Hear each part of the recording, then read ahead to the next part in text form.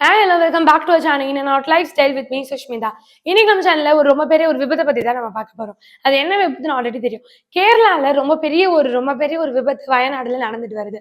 Almost கேரளால ஒரு வாரமாவே ரொம்ப அதிகமான மழை. இதனால ஆல்ரெடி வந்து ரெட் அலர்ட் கொடுத்திருந்தாங்க. கேரளால ஒரு 8 டிஸ்ட்ரிக்ட் மட்டும் ஒரு வாரமாவே ரெட் அலர்ட்ல தான் இருந்தது.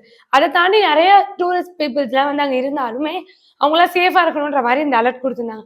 பட் சில பல காரணங்களால இப்ப என்ன ஆயிடுச்சு அப்படின்னா, கேரளால இருக்க வயநாடுல மழை வந்து ரொம்ப அதிகமாகி ஃப்ளட் ஏற்பட்டதுனால மோர் தென் 150 பீப்புள்ஸ் நேற்று இறந்துருந்தாங்க.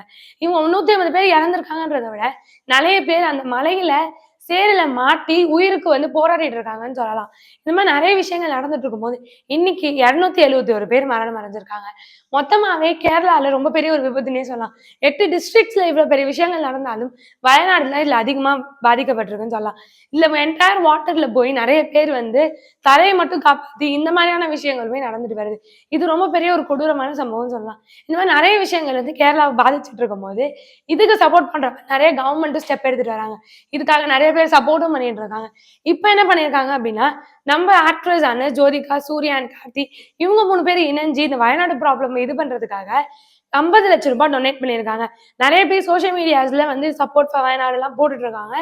தாண்டி வயநாடுக்கு நிறைய உதவிகளும் பண்ணிட்டு வராங்க.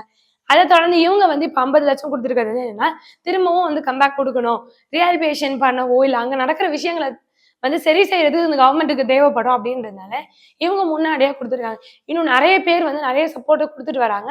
இப்போதைக்கு இதுதான் நடந்துட்டு வருது. வயநாடு கண்டிப்பா திரும்ப மீண்டு வரும் அப்படின்ற நம்பிக்கையில நம்ம வந்து எல்லாருமே வந்து முயற்சி பண்ணிட்டு இருக்காங்க.